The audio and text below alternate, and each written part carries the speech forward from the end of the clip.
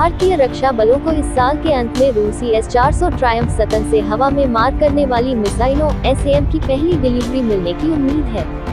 Delivery तेजी से होने के साथ बिडेन प्रशासन को जल्द ही यह तय करने की आवश्यकता होगी कि क्या भारत को US countering America's adversaries through sanctions CAATS के तहत मंजूरी दी जाए, जो 2016 के अमेरिकी राष्ट्रपति चुनावों में रूसी हस्तक्षेप के आरोपों के बाद लागू हुआ था। कानून में ऐसे प्रावधान शामिल हैं जिनके लिए अमेरिकी राष्ट्रपति को रूसी रक्षा उद्योग के साथ महत्वपूर्ण लेन देन वाले किसी भी राष्ट्र पर प्रतिबंध लगाने की आवश्यकता होती है, जबकि अमेरिकी सांसदों और प्रशासन के अधिकारियों ने कथित तौर पर भारत के लिए छूट पर चर्चा की है। जब उनकी हाल की नई दिल्ली यात्रा पर CAATS के बारे में पूछा गया, तो विदेश मंत्री एंथनी ब्लिंकन ने कहा, ठीक है, हमारे पास हमारे कानून हैं, हम करेंगे, हम अपने कानूनों को लागू करेंगे, लेकिन हमने इस बारे में भारत के साथ अपनी चिंताओं को साझा किया। लेकिन प्रतिबंध भी संभव है और अमेरिका ने अभी तक अंतिम निर्णय नहीं लिया है भारत द्वारा S-400 प्रणाली की डिलीवरी लेने से पहले। अब चलते हैं दूसरी खबर पे। जम्मू कश्मीर के राजौरी जिले में शुक्रवार को सुरक्षा बलों के साथ मुठभेड़ में लश्कर-ए-तैयबा LET के 2 आतंकवादी मारे गए।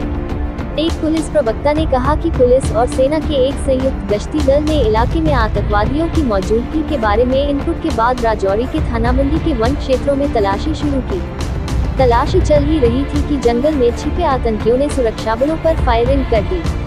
प्रवक्ता ने कहा कि आगामी मुठभेड़ में प्रतिबंधित आतंकी संगठन लश्कर-ए-तैयबा के 2 अज्ञात सदस्य मारे गए आतंकवादियों के पास से 2 AK-47 राइफल, 7 मैगजीन, 4 ग्रेनेड, कुछ पाउच और दवा के पैकेट बरामद किए गए। जम्मू स्थित एक रक्षा प्रवक्ता ने कहा कि भारतीय सेना और पुलिस द्वारा संयुक्त घेरा और तलाशी अभियान थानामंडी के एक जंगली इलाके में स्थित पंगई के सुदूर गांव में शुरू किया गया था।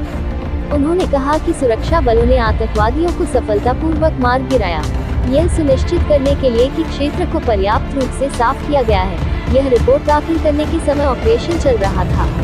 इससे पहले वो 1 महीने से डिजिटल हस्तक्षेप के माध्यम से राजौरी के वन क्षेत्रों में आतंकवादियों के एक समूह को ट्रैक कर रहे थे। अब आते हैं आज की आखिरी खबर पे। नौसेनाओं और तटरक्षकों के संयुक्त अभ्यास के माध्यम से समुद्री सुरक्षा इस सप्ताह की शुरुआत में कोलंबो में हुई पहली उपनेता स्तर की बैठक का फोकस था।